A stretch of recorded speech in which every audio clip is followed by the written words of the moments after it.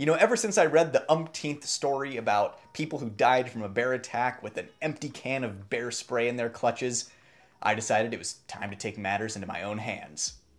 For all the times that I'm fighting bears. Hey everyone, I'm Brett, and welcome to Nightwood Guns. In today's video, we're going to be looking at the Gen 5 Glock 20 and 10mm. I'm definitely excited about this video because 10mm is one of my favorite calibers, and it has become a preferred caliber of anybody who spends time in the great outdoors. So Glocks are becoming increasingly difficult to review because they haven't changed much. So by now, pretty much everybody knows what Glocks are, so instead I'm going to put my own unique spin on this review and talk about the changes that were made specifically to the Gen 5 Glock, and then go over the pros and cons of selecting a pistol in 10mm, and the pros and cons of selecting a Glock as your 10mm pistol. Now there are only 3 reasons you might want to skip the Glock 20 if you're looking at 10mm pistols, but I will get into that towards the end when I get into negatives, so be sure to stay tuned. And today you can thank DPM Systems for bringing you this video. DPM Systems makes recoil reduction systems for pistols. Essentially, it's a progressive spring system, so it reduces the violence of the slide movement. This makes it easier to shoot the gun faster while maintaining accuracy, so it makes follow-up shots easier. But with something like a 10mm, especially when you start putting spicy rounds through it, you can really feel the recoil absorption. Calms things down. So if you would like to get one of these for your pistol of choice, head over to DPM Systems website. That is a .com. And of course, don't forget to type in Nightwood when you're checking out. Might save you a little bit. And yes, I know their website is international. It will convert your money and your package will arrive. I promise. So hopping right into the Gen 5 G20, the first thing that you notice right off the bat is they offer it in MOS, which is of course optic ready. The first thing I did is ditch that MOS plate and got a forward control design plate. A little sturdier, especially when you're rocking 10mm. Next up, they committed to the SF version of the gun, so that's going to be the short frame, which just reduces the overall circumference of the grip. And since these guns can get pretty beefy, I would say that was a good choice, especially since it comes with back straps. So if you don't have medium or smaller hands, you can add those back straps on there and make it a little bigger for you. Of course, this also now has the ambi slide catch if you are a lefty. This will be nice for you. They also added the front slide serrations to the gun, so I actually like this on an outdoorsy type gun like this, you know, get it wet, rain, mud. That way you have another friction point on the gun if you need help manipulating the slide in adverse conditions. They also chopped off all the finger grooves, which I like. The only finger grooves that fit my hand are the Glock 19 finger grooves. So having the smooth grip on this one means that I can place my hand wherever I want and I can make it comfortable. They also have the Gen 5 finish on here. This is an NDLC finish, which is honestly an extremely good finish. Very resistant to wear, very resistant to corrosion. A significantly better finish than the new Gen 3 finishes, and of course the abysmal Gen 4 finish. They also took off the corners of the slide profile there, so it used to be like a square at the end. Now they went old school G26 style on it. Some people don't like this because they like that they could rack one of those corners off of something if they needed to. Personally, I like it because it makes it go back into the holster a little easier, having those edges rounded off. And also, if you have an MOS version, you can just rack the slide on the optic, so whatever. Another cool Gen 5 feature is they did kind of flare the inside of the mag well to make reloads a little easier. I mean, it's a welcome feature, but, you know, nothing incredible. Now, the change that impacts the 10mm the most is going to be the new Gen 5 Marksman barrel. This has a target-style crowned barrel, more aggressive rifling throughout the barrel as well. And most importantly, it has tighter chamber specs, so you're going to get the most accuracy and performance out of this barrel as far as an OEM barrel goes. Quick intermission to remind you to make sure you're subscribed to the channel if you want to see more content like this,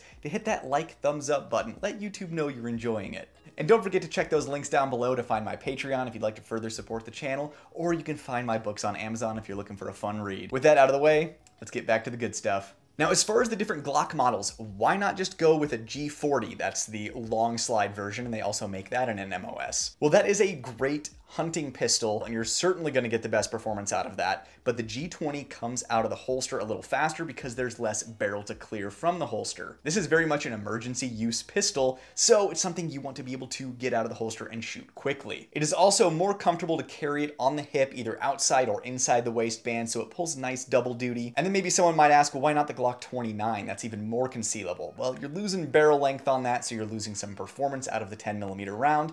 You're also losing some capacity, and since it's a lighter weight gun with a shorter grip, it's definitely gonna have a little more punch to it, a little more muzzle rise. So the G20 is kind of the best of both worlds. It's the nice middle ground as far as the Glock 10mm go. You can use it for hunting, target shooting, personal protection, anything you need. So why would you even want to consider a 10mm pistol when you can get those, buffalo bore outdoorsman hard cast 9mm rounds? Or maybe you're of the mindset that bigger is better. Well, first of all is going to be the performance and versatility of the 10mm cartridge. You can get target ammo that's basically loaded to 40 Smith & Wesson spec, so you can have a nice, pleasant time shooting it at the range. You can get rounds that are specifically designed for use against two-legged predators. You can get something in the middle ground that could take care of two-legged and medium-sized four-legged creatures. And then, of course, you can get the really good hard cast stuff and be able to poke holes in a bear. And if you're not a reloader, you can get all of those loads pretty easily online from companies like Underwood, Buffalo Bore, Double Tap. The difference between this and a hardcast 9mm against large creatures is that this one just has a lot more punch. You're going to get deeper penetration, and it's going to be a larger energy dump. And that means that the round is going to have a much easier time making it through the thicker bone and meat that a large animal has. When you're shooting a larger creature, bigger is indeed better. However, there are considerations when you think about going bigger than this. When you start going up into the significantly big bore stuff like 44 Magnum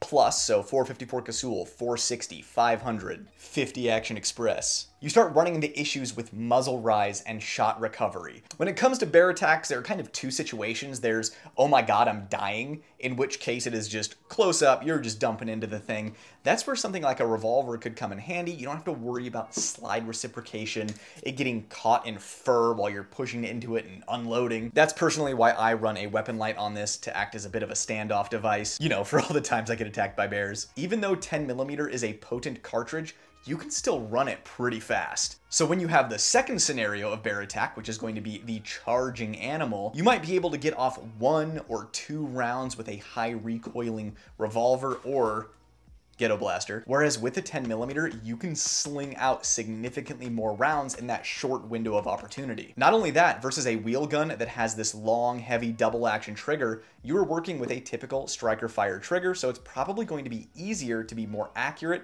and shoot faster. And of course, I did mention round versatility, so all you have to do is take out your magazine of hardcast when you're done defending against bears, put in your magazine of anti-personnel rounds, and go about your day in town. Another pro of going with any 10mm pistol is many of them have a rail for a weapon mounted light, and if you find yourself camping out at night, it definitely helps to be able to see what you're shooting at while maintaining a two-handed grip on your 10mm. Another reason you might want to go 10mm is capacity. You have 15 rounds in this Glock 20 plus 1.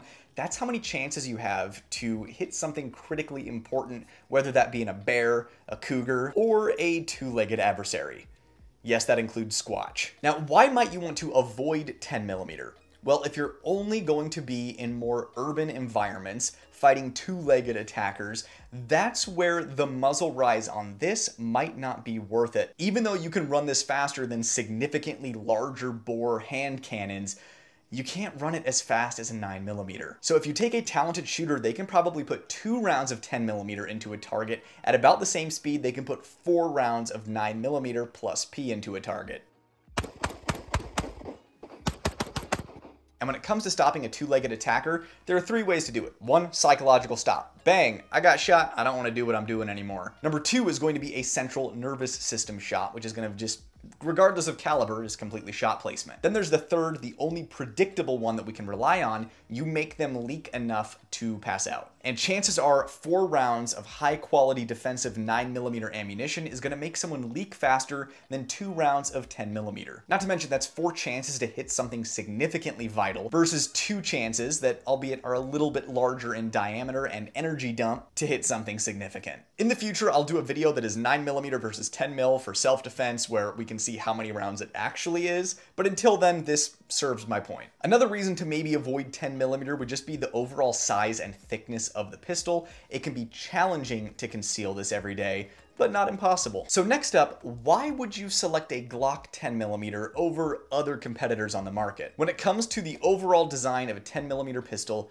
no other 10mm pistol has the track record, that the Glock does. Sure, the new generations might have some growing pains, as does, unfortunately, every other new pistol that comes out, but this design is the most reliable that has been around the longest, and it even performs well when dirty. Next up is going to be the aftermarket, holster availability, and magazine availability. These mags have been around forever, so you don't have to worry about hunting them down. When it comes to sights, triggers, mag wells, extended controls, whatever you want, there's no aftermarket like the Glock aftermarket. And of course, since this has remained the same shape for so long, it's a piece of cake finding holsters. So what are the 3 reasons that you might want to go a different way for your 10mm pistol? Well, number 1 is going to be the trigger. Trigger on this one, I'm going to be honest, it ain't great. Now granted, as long as you have excellent shooting technique, the trigger isn't critically important, but it's always nicer to have a better trigger. Secondly is going to be the ergonomics. I mean, it comes as no shock to anybody that Glocks just aren't the most comfortable pistols in the world to hold. Again, something that isn't critically important, but